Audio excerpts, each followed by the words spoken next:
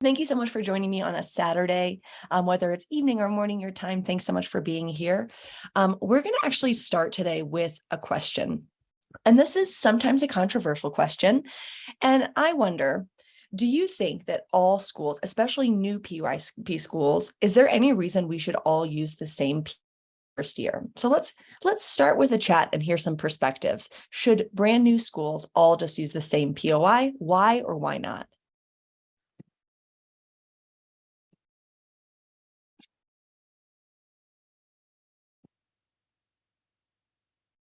Not necessary. Okay, I want to hear your whys here.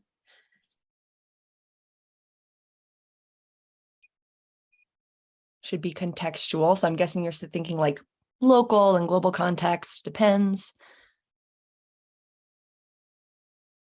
Nice. Okay, so I'm hearing a consensus so far in the chat about local context. So it seems like we're all on the same page that part of the joy of being a PYP school is that we have this responsive curriculum. We don't all teach the same thing because it's highly dependent on our local context, even our personal context as educators. Is that Ben Wiggins from Madagascar? Hello. Okay, so I have a little bit of a different perspective on this. I agree that we should not all start with the POI. And I also agree that the context is super important. But I think that the PYP people are super clever, right? And I think that this is intentional. I think that when we're designing our first POI, it's meant to be messy because as inquirers, we're modeling this process of messiness, of figuring things out. And I think if we were just handed our first POI, there wouldn't be that space for tension, for curiosity, and for mixing it up. So as a PYP coordinator, as a teacher, I think we shy away from messiness. We really want our first POI to be this beautiful thing. We want to figure it out. But I'm going to invite us today to embrace the idea of messiness in this process and think that potentially this is why the PYP has invited us to create our POIs is specifically for this messiness. And you'll see this metaphor of baking is going to follow all the way through the webinar. So let's see. I heard this metaphor when I was first teaching in China, and it's always really resonated with me. I was working at a school that was like really brand new and didn't have anything made yet. And my principal said, I've been at the schools where you're just icing the cake. And he said, I prefer to be at those schools where you're still mixing the batter. And that's been something that's resonated with me throughout my time in PYP schools is, am I more of a cake icer? Am I more mixing the batter? So I'm going to invite you in the chat. I've added even a layer before that. Are you still in the process of gathering your ingredients? So is your school at the stage where you're like, what are we even teaching? What standards are we using? How are we going to do this? Are you still mixing the batter? Are you still coming up with things and really creating? Or are you just really refining and icing the cake? So let's see those numbers in the mix. Okay, I'm seeing a couple threes, lots of ones and twos. Yeah, I think sometimes you get stuck between those twos and threes, especially as you're going over it. Oh, it's so fun to see the mix here. Okay, lots of twos, lots of people mixing the batter. Okay. Awesome.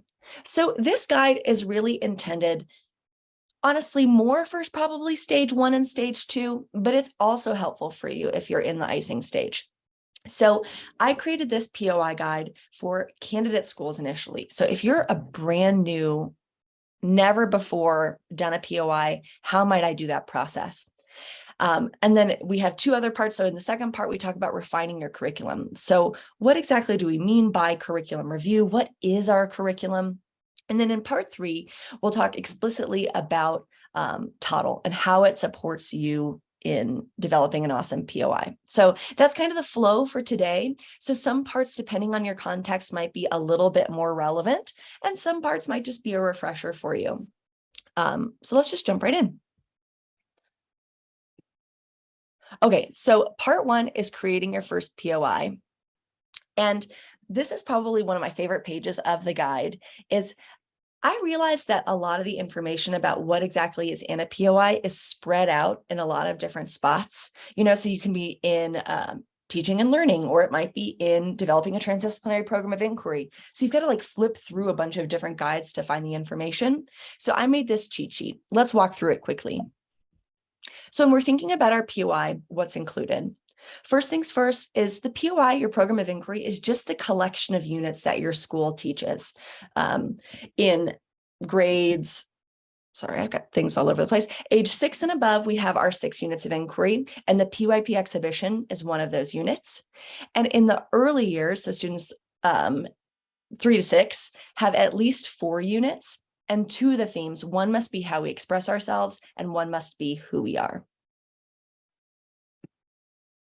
Additionally, there's a lot of questions often around like standards, because the IB calls their standards the scope and sequence, which I think can confuse a lot of people as they're first starting out. So as a school, you have the choice. You can use the IB scope and sequence documents, or you can use national or regional or a school created curriculum, or a combination of any of these things. But as a school, you should know for each of your 6 subject areas which standards you're using and why. Connected to that is your curriculum map. I call it a curriculum map. Some schools call it a scope and sequence. This just articulates when you're teaching the standards throughout the year. And then I also have the nitty-gritties here about subject integration. The main thing that I want to focus here that's going to kind of carry on through the workshop is that it's intended that all of the major science and social studies content is taught through your program of inquiry.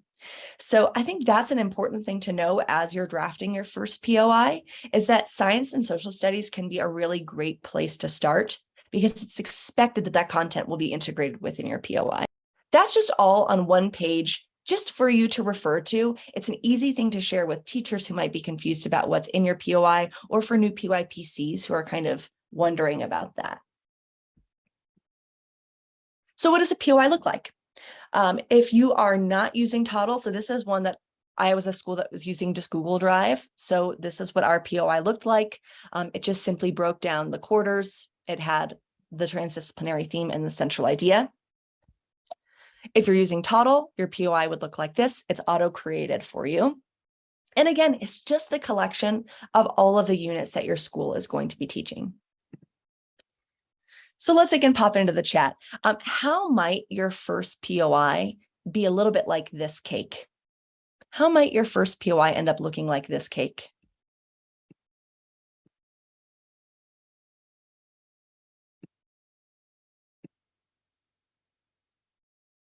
Lots of holes. Experimentation, totally. Definitely gets a bit messy. The icing on the top is like a work in progress. I like that. I always shy away from metaphors in webinars, and this one I'm really excited about. So thanks for getting into it with me, guys, because it's a process. Yeah. Yeah, I love these cakes. Your first POI is going to be messy. It's going to feel sometimes like you're just kind of sticking things together and like putting a little bit of icing over it and being like, yeah. Right. And that's intentional. There's supposed to be this tension of inquiry. You thought you were doing one thing and ended up with something very different. I love that. Okay, so we're getting at it. The POI, it's a messy process. So when you're just getting started, there's a couple questions that you're going to want to ask yourself. The first being, who's going to be at the table? And when I mean who's at the table, there's lots of different ways that you can make a POI. And I like to emphasize that the process that we share in this guide is really intended for beginners. So it's not necessarily the same process you'll use every time you create a POI, and it's not the only way to do it, but it's a way that I found that works really well. So when I create a POI for the first time with a school, I like to have a select group of people who work together to unpack the curriculum and make a basic outline. So I'm going to show how you do that process in the webinar today. The other question that you need to ask yourself is, what's going to inform your decisions? So again, we were talking about the standards. Lots of schools feel like we have to use the scope and sequence, and that is a little bit of a misconception. you need to make sure that the way you're thinking about your standards aligns with the scope and sequence. So there's like the first 5 pages in every scope and sequence guide that has like what the IB believes about, like what the IB believes about learning math, learning social studies. And it's really important to be familiar with that section of the scope and sequence, but you don't necessarily need to use the continuum of standards that they've developed. You might choose instead to use your state or regional standards, a school created curriculum. I would not suggest that for brand new schools, or a combination of these. So we all know the PYP, we call it the PYP framework, but for whatever reason, that phrase didn't resonate with me for a really long time of what that meant, that the PYP is that it's a framework. And I prefer this. So I think that the IB is like a recipe for your curriculum. So like the flour might be your math standards, your math scope and sequence, the sugar might be your science. So this is all like your different disciplines are the ingredients. And the IB is like the recipe. It's saying, hey, you could mix these things together and that would be kind of cool. Or, hey, maybe you need a little bit more of and a little bit more of this, and that would make your teaching better. So this can be a cool metaphor to share with your staff who's struggling to understand, like, why do I need the IB and curriculum?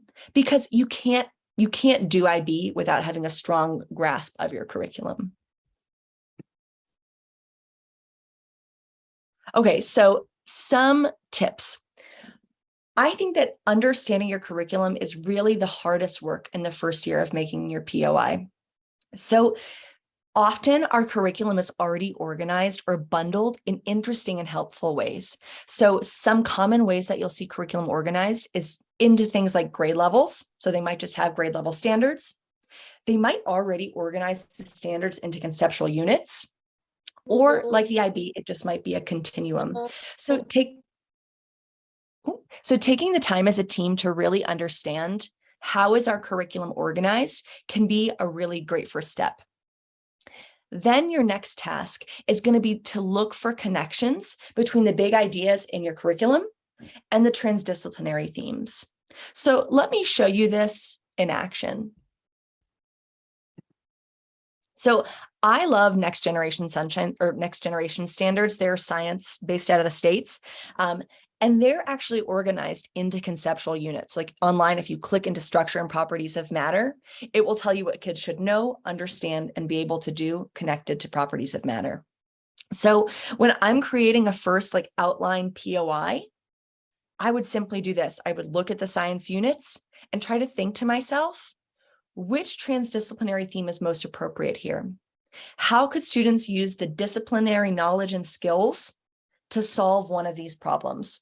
And really, this is an art and not a science. So like when I'm looking at structures and properties of matter, I could technically do it under any transdisciplinary theme, but I'm trying to best empower teams to have powerful units of inquiry. So to me, looking at how we express ourselves and being able to look at properties of matter and creativity and art would be a really natural fit, right? So at this point, you're just trying to show the best connections possible between your content and the big problems that students will be solving. Sometimes though, it's not as cut and dry. So like NextGen is amazing for that process. This is the C3 standards. It's a social studies framework, and it's grade bands. Or like a continuum. That can be a little bit trickier. Like it's not so much just like draw a line in between the units. So there you're going to want to ask yourself questions like, are my units going from more simple ideas to more complex ideas?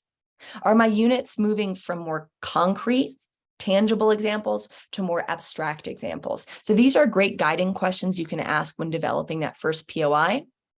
And really, you can use that to look at your transdisciplinary theme. So like in kindergarten, I'm going to do something really concrete, really simple, like celebrations, versus you can see as I'm moving up the grade level, it's becoming more abstract. It's becoming less concrete, and kids will need to use those concepts to understand the abstraction of it.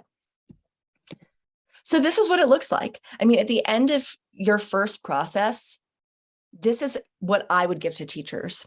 It's just grade levels, it's their transdisciplinary theme, and it's a basic idea of disciplinary concepts from science and social studies. Benefits of this is that it keeps it open. It gives teachers lots of opportunities to make connections, to decide on how to integrate with other subjects, and to really make the POI their own. The more work that you do at the start, the less work teachers get to do to really grapple and figure this out. It's almost like our units of inquiry, right? Like we don't want to plan everything at the start. We want to have space for inquiry. So just to summarize my tips from creating your first POI, get to know your curriculum. Spend lots of time understanding how your standards are organized, what your disciplinary knowledge and concepts and skills are. From there, develop a basic big picture outline for year one that starts with science and social studies. And finally, just don't get too wrapped up with the essential elements. There's no need at this point to be tinkering with the learner profile and the ATL and making sure you have a balance yet, because all of that's going to end up changing anyway, and you're just going to frustrate yourself. So just keep it simple, keep it basic, and get to know your curriculum. And from there, we're going to have a little bit of a pause. I know that this section was not relevant for everyone, so thank you for sticking with us. So let's go ahead and type into the chat any questions or ahas, Snigdha, that you've either seen come up or that we're seeing now. All right, a lot of ahas, I think, or just connections, Cindy, to the cake, the messiness with the cake, the need to try different things, what we initially thought we were going to create versus what we end up creating. Those connections were coming in. At this point, we have, I think just people talking about the importance of connecting your local standards and contexts to transdisciplinary theme. Claudia as well says, although this is not new to me, just listening to you always helps me make new connections, which I agree. I think that you just like simplify everything so much. Isha here says that a lot of structure coming into ideas to start with the POI as a brand new school. So she's appreciating all of your ideas for sure. Well, for some reason, we sometimes feel like a very explicit process in the PYP is almost like a dirty word, and I think that especially for teens who are brand new to this, like, don't feel like you've got to reinvent the wheel. Just give it a try, play with it, understand it, and then you can always add more depth as you go. Absolutely. Here we have a few questions, Cindy. So let's start with Dahlia, who says, how many science units should be included in each year? Do you want to clarify? Yeah, so there's no hard and fast rules with anything in the PYP, but if you're thinking like if science and social studies are the two subjects that must be integrated in our POI, an easy rule of thumb is 3 and 3. So 3 science, 3 social studies, or in the early years, 2 science, 2 social studies. That being said, if that doesn't make sense in your context, obviously that's flexible, but it's a good place to start. Yeah. Great. So Pallavi also had the same question. So I hope you got the answer to that. Ashley here asks, do you have to cover all parts of the transdisciplinary theme throughout the POI? Yes, my friend. Okay, so we're going to talk more about refining your curriculum and making sure that it's vertically and horizontally balanced in part 2. But as a basic rule, again, you want to cover as many of those descriptors across grade levels as possible. So if you're doing your curriculum review and you see that you're only covering one part of an one indicator of a theme over and over and over again, that would just be a sign that your curriculum's not super well balanced. All right, here's one more I think we can take, Cindy, before we move on, if you're okay with that. Okay. Yeah, for sure. Here, we have a question that says, okay, so I'm new PYP coordinator in the current school, and this is a school that uses subject-based curriculums, and I found it challenging for me to see collaboration across, is it across teams, across subjects, but do you want to just talk about that, Cindy? I think as much as you can get to the concepts from your subjects would be a really helpful like space to start. I think the thing that really like cracked the nut for the PYP for me was understanding disciplinary related concepts. We have a lot of resources on Toddle Learn connected to that. So like Maggie Haas-McGrain's guide to related concepts. We've got, maybe you could link some of those videos in Snigdha, our concept series. Yes. But Yeah. if you have a really content-driven set of standards, it can be helpful for you as a team to go through and read these and think to yourself, what are the big lasting ideas here? And often those big lasting ideas are far easier to connect with than disciplinary knowledge. All right, Cindy. And before we move on, just one comment that I had seen up here. So Veena was wondering if we could share the chart that you showed. So I just wanted to talk a little bit about that and also say that you will also find a similar looking, well-articulated POI within the guide that we've shared with you. And I can drop the link to that as well again. So please feel free to go take a look at that as well. Yes, any of the images that you see that look like toddly and cute come directly from the guide. Okay, let's keep going. Okay, you guys, we're going to see my favorite cake of the sessions coming up soon. So I'm just going to build up hype and excitement for it. Okay. So in part 2, we're going to talk about refining our curriculum. And this is honestly, I think, the most ambiguous part of the PYP. It's in our standards and practice that we must have a vertically and horizontally articulated curriculum, but nowhere is it really explicitly said how we do this. And like 9 out of 10 questions I hear about curriculum come back to this. So I'm very excited about this part of the guide. Okay, so refining our curriculum. This is my favorite cake in the whole world. Oops, sorry. So why might your curriculum end up looking like this cake? What might contribute to your curriculum looking like this cake?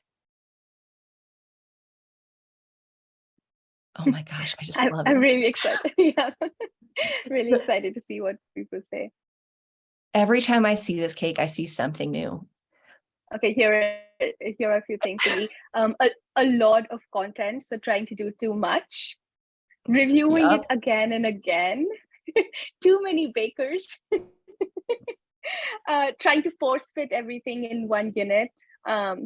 Yeah, just too many standards to fit. So I think the common thread definitely is just trying to do too much. Yeah, lots of different ideas and different personalities coming together. Yes. Interesting one. Another thing I see is like transiency. So, you have one administrator who really loves Lucy Calkins' model. And so your whole POI gets shifted to add that in. And then you have another who's like really thinks that STEM and science should be part of every unit. And then you have another one who thinks that SDG should be part of every unit. So it's like every person, like you guys said, too many cooks who have their own kind of agenda coming in and saying like, let's just add this in. And it can get insane. Like, I think it's shocking to me the number of schools that I've gone to that are like well-established schools and their curriculum is just a hot mess, because I think this is what happens is that a lot gets added in and there's no formal and regular process for refining it. I don't think I linked it in here. In the guide is maybe one of my favorite templates that I've created that just outlines for you, like, when does our school refine our curriculum and how do we do it? And so that's my big takeaway for this. Okay, so let's start by clarifying the jargon here. So there's so much jargon when it comes to curriculum. So let's get on the same page. When I say subject standards, I might be talking about the IB scope and sequence or Common Core, but that's what I mean by subject standards. Program of inquiry, again, this is all of your units that sit inside your program of inquiry, all of your transdisciplinary units. And then you might also think of your standalone units as being part of your POI as well, having those documented.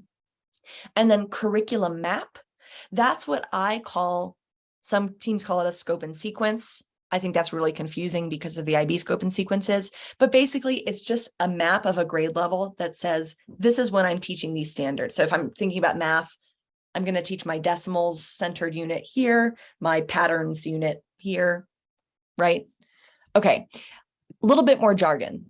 So lots of schools review their curriculum in lots of ways and call it lots of different things. So when you go from one school to the next, it's amazing the difference in vernacular that's used. So just getting on the same page, I'm going to talk about 3 primary types of curriculum review. The first is responsive unit planning. So that's just anytime you and your team, usually led by the PYP coordinator, are talking about a unit of inquiry throughout the year adjustments. Then you have your annual POI review. This is where we probably have the most questions come up of how do I vertically align, horizontally align, and make sure my subjects are well integrated. And then a curriculum review cycle, which isn't as talked about, but that's where you actually decide what standards are we using and what resources and materials are we using. Okay, so for each type of curriculum review, I wanted to simplify it. So for each type, you have both quick tips. So I think it's helpful just to know, like, this is what you kind of should be doing during this time, and this is what you should not be doing during this time. And then every type of curriculum review also has a guided process that you and your teams can do to do this type of curriculum review. Yeah, I try to keep it as process oriented as possible. So like, even for responsive unit planning, I came up with this kind of cool template. It's just 5 steps of like questions you can ask your team to make sure you're on the same page about a unit you've taught in the past. So for everyone, it's very teams focused and very guiding question oriented. Responsive unit planning throughout the year. Okay, so let's look at responsive unit planning. Again, this is when you're just like meeting with your grade level teams to talk about your units. I like to emphasize here, lots of stuff is on the table. You might shift your learner profile. You might shift your ATL focus or who's collaborating. The things you don't really want to change at this time in the year would be like your transdisciplinary theme, saying, hey, we're going to do a different transdisciplinary theme to teach this.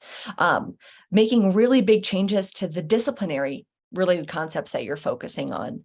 Basically, you don't want to change like the meat of the unit or the heart of the unit. You want that to stay pretty much the same, but you can tinker with the essential elements. To me, that's where differentiation comes into play. And that's how we customize it to the current group of students that we have. This again is that 5-step process that I came up with. I found as a PYP coordinator, it was sometimes awkward. Teams would be like, so we did this unit last year. We pretty much like it. Like, do we need to rewrite the planner?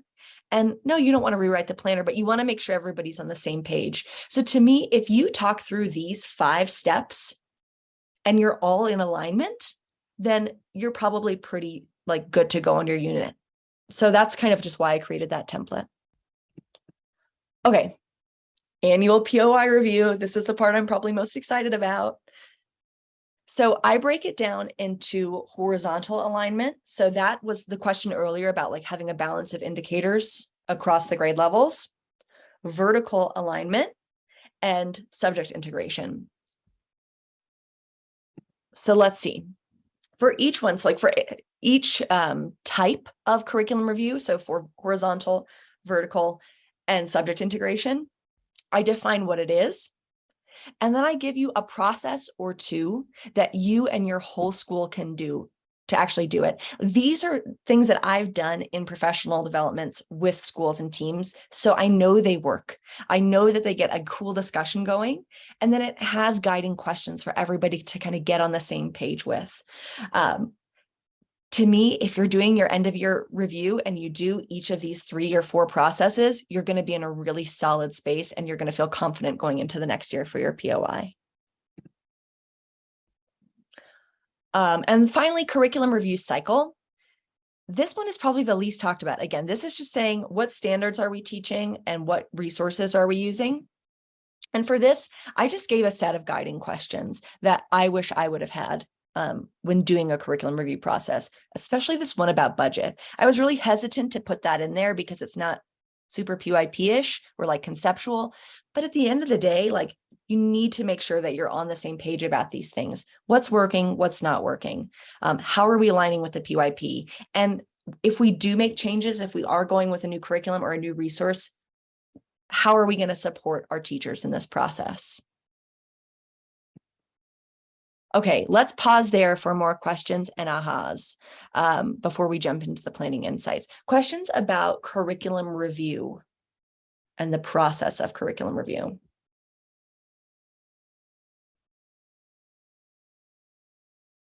All right, we'll give everybody a few seconds. All right. In the meantime, Cindy, I do want to take on some questions about the resource that I saw coming in and this webinar. So yes, we will be sharing the recording here. This webinar is not over, so sit tight. Cindy has some more amazing ideas to share with all of us. So we will share the recording, the guide. I've been dropping the link to that. All of the templates that Cindy is talking about, all of the pages that she's sharing are available in the guide. Some of these templates are editable, so feel free to go ahead, make a copy of your own and use them with your teams. All right, here is a question that I see, Cindy. This is by Patty. Do specialists need to integrate into the classroom teacher units, or do they create their own units? Great question. It's a balance. So for every unit of inquiry, you need to have at least 2 collaborating subjects. So we know science or social studies is going to be one, and you have to have at least one other subject collaborating. That being said, every subject, so each of the 6 subjects has to collaborate at least once with every grade level. So it's kind of like a matching game. And that's all on the POI cheat sheet, because that's the kind of stuff that's like so nitty gritty and detail oriented. So just to summarize that again, every unit has to collaborate with at least 2 subjects, and then every subject has to collaborate with at least 1 unit in the grade level. That's kind of hard to articulate. But that being said, you absolutely can have standalone units as a subject specialist. And that's very common to do.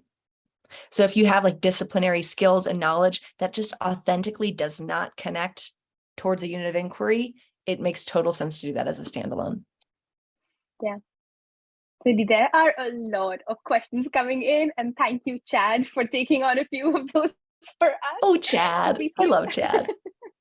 Please keep sharing information with each other, and that way we'll be able to get to all of your queries. But I will take a few that I seem to see quite a few people ask. So here's one, Cindy. How long, in your experience, how long should or does the curriculum refining process take?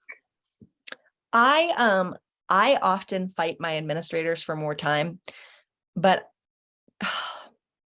I would say you need, if you can have a full day, that's the best, because then you can like knock it out in one day. But in some schools, I've done it over like 3 one-hour sessions. So I would say like the minimum time you need would be about 3 hours, and that would be tight. But if you could have a full day to do it, would be the dream.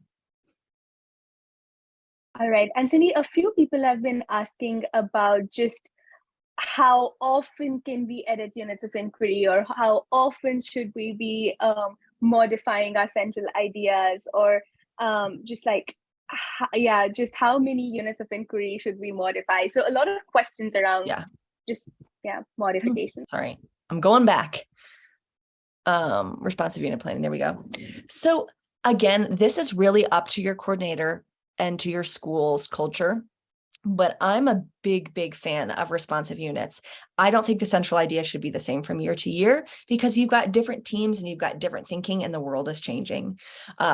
So short answer of it is, for me, is that I think that you should be rethinking each part of the essential elements every year based on your context. And that's why I've got this kind of like 5-step guide here.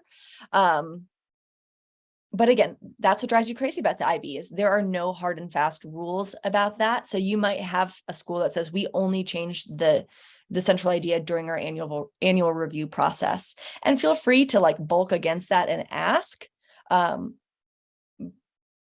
But some schools make that choice, and so there is no right or wrong. Sorry for the most ambiguous answer ever.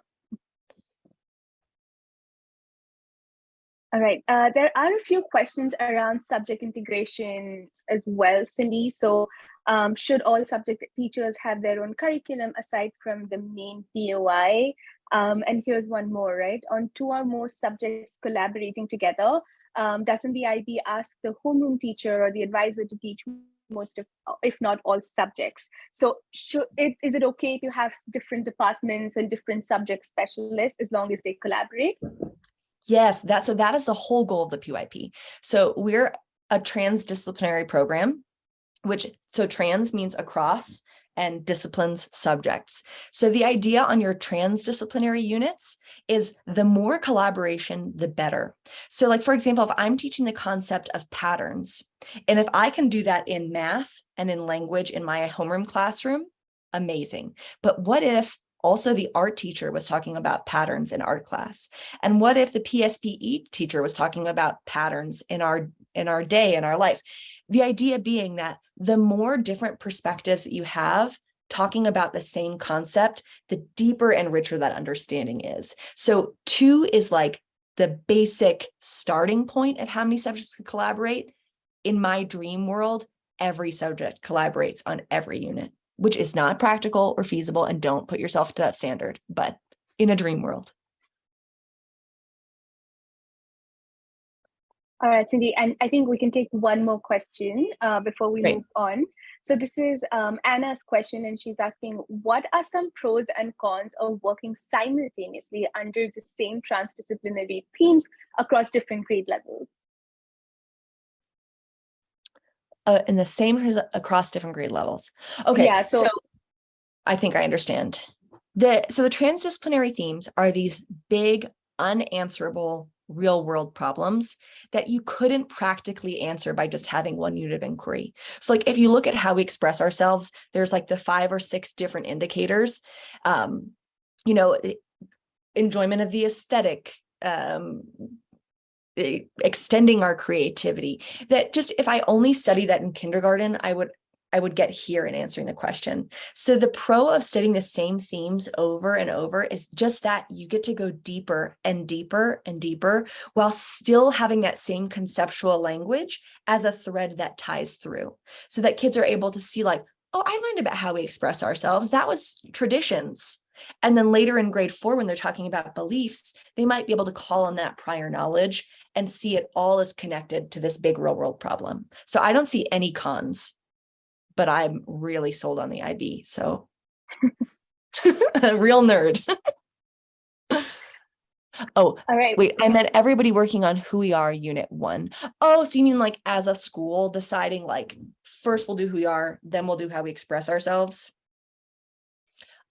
Pros, more opportunities for cross grade level collaboration. So especially like during assessment times or when you're doing projects that kids could authentically collaborate. Cons would be that sometimes the units might not best align. So like if you've got a really strong math connection, oftentimes things like math need to be taught sequentially. Like I can't really talk about decimals until I understand place value. So if that makes any sense, of like sometimes it makes more sense to do a unit about decimals later in the year than it would to do it first thing in the year. So I think that that's why we don't say just every grade does every theme together. Yeah, that makes sense, Cindy. All right, we please do keep sharing your questions. These are great questions that are coming in. And Cindy, do you want to take them after part 3? Sure. Yeah, part 3 is pretty quick, so we'll have a lot of time for questions still. Okay, part 3, Toddle planning insights. So, we most times try not to put Toddle stuff into resources because we like them to be curriculum agnostic. We like to add value for everybody, but I would say if the one thing of like why I would choose Toddle as a school, it's because of the insights. So my question to you guys is how, I keep hiding my question from myself. How is having Toddle like having the best recipe for the cake? How might having Toddle be like having the best recipe for the cake?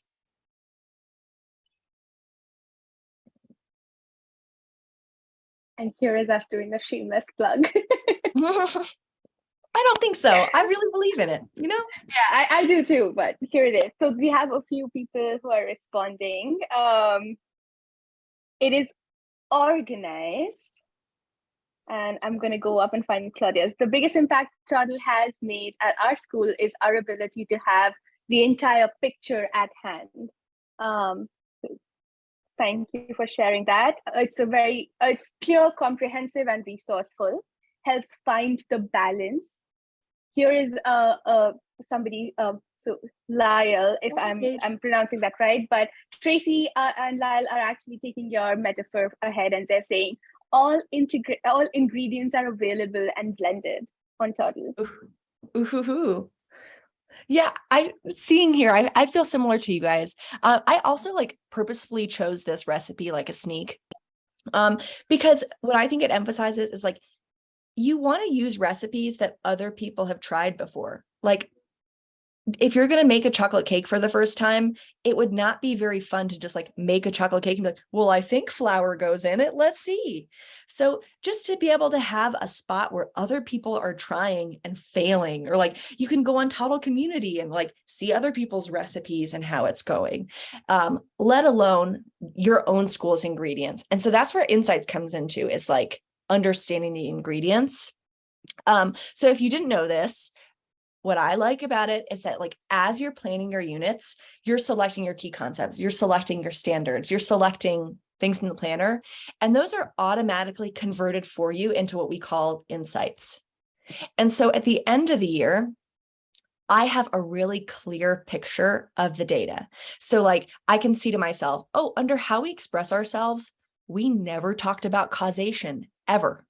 Like, and I can either say to myself, I think this might be a problem, or, I agree with that choice. But either way, when you're teaching, the more data that you have to inform your choices, and the more that you can see everything clearly, the stronger and more integrated your program becomes. So the guide that I created here is just that. So it has the different Toddle insights. It explains why it matters. So in the context of the IB, why are learner profile attributes important? And then it has ways for you to vertically talk about the data as a school and horizontally talk about the data, just guiding questions that say, hey, if this is the data we have, how might we unpack it? Right? So it's just another tool that's there for you as a school when you're going through that process. And of course, my baking metaphor, we can't have a baking metaphor without having Julia Child. And I think that she was such an inquirer. Like, I think that's why she's so like in our hearts and mind as a cook, because when you watch her, she's curious and playful and she makes mistakes. And I think when it comes to your POI, you have to feel the same way, that it's not meant to be perfect. It's not meant to be this beautifully iced cake round one, because where's the fun in that? So as the PYP coordinator, encourage messiness, encourage laughter, and encourage failure that we learn from. And that's what it means to be an IB school.